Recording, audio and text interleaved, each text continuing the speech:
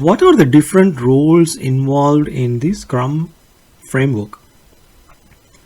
3 roles defined in the Scrum Guide are the Scrum Master, who ensures that all the team members follow Scrum's theories, rules, and practices.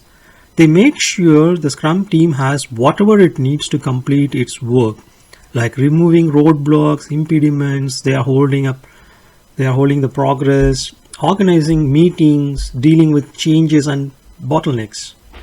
Secondly, the product owner is responsible for the work the team is supposed to complete.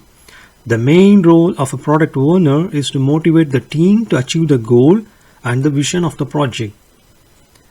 Thirdly, the development team, also called Scrum Team, is a self-organizing and a cross-functional team working together to deliver products. Scrum development teams are given the freedom to organize themselves and manage their work to maximize the team's effectiveness.